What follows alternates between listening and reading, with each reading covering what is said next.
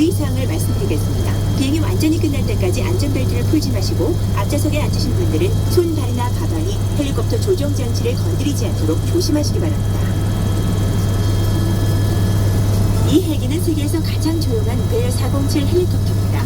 또한 이 헬기는 세계에서 가장 안전한 기종이므로 긴장을 풀고 하늘에서 내려다 보이는 나야가라의 장관을 마음껏 즐기세요. 그동안 수많은 사람이 이 헬기 여행을 했습니다. 해마다 약 10만 명이 이 헬기를 타는데 리처드 브란슨 겸 가수 엘튼 존, 배우 러셀 크로, 골프의 신화 그렉 노먼 같은 유명인들도 바로 이 헬기를 탔습니다.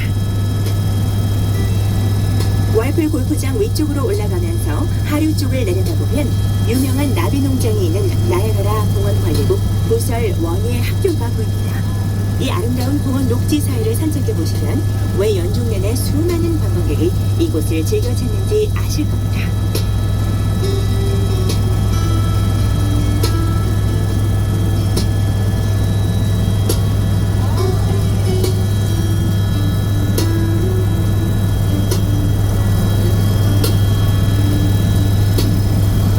그레이트 울프 로지를 넘어가다 보면 약 420m 밑에 스페인식 케이블카가 보입니다. 이 케이블카는 소용돌이 치는 나야가라 월풀 위로 관광객을 실어 나릅니다. 저 소용돌이 속에 빠진 물건이 다른 쪽으로 빠져나오려면 몇 주가 걸릴 만큼 월풀은 물살이 아주 셉니다.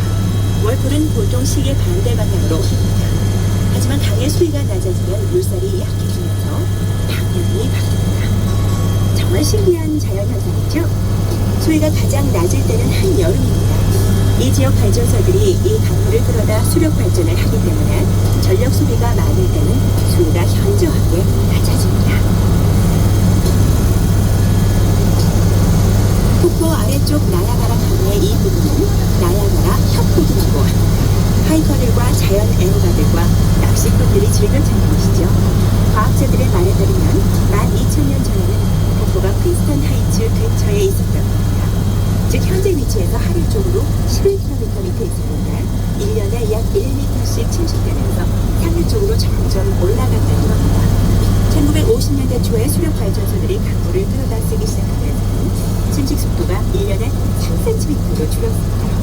1678년 루이 에네팽 신부가 폭포를 처음 발견했을 때는 폭포가 현재 위치 가까이 있었겠지만 캐나다 폭포는 지금처럼 가운데가 둥지 깊이 파이지는 않았을 겁니다. 레인보우 브릿지를 지나면 미국 폭포와 작은 면사포 폭포가 나타납니다. 보시다시피 미국 폭포 위쪽 강은 수심이 얕고 물살이 거친데 이것은 자연적으로 강바닥에 큰 분열이 생기면서 생기는 현상입니다. 과학자들의 말에 따르면 이 분열로 인한 침식 때문에 미국 폭포가 언젠가 없어질 거라고 합니다. 하지만 다행히도 2000년쯤 더 지나야 그렇게 된다고 하니 아직은 이 장관을 마음껏 즐길 수 있겠습니다.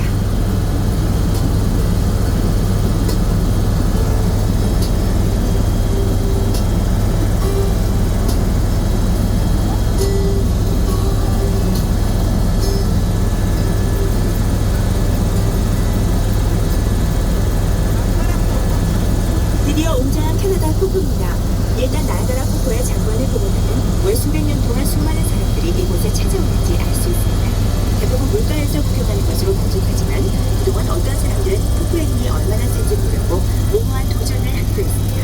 최근에 그런 무모한 도전이 몇 번 성공하기도 했지만 우리는 좀 더 멀리서 물에 젖지 않고 편히 구경하는 게 더 좋겠죠? 이렇게 하늘에서 내려다보면 훨씬 더 멋있습니다. 날씨가 화창할 때는 물보라 속에서 멋진 무지개를 볼 수도 있고요.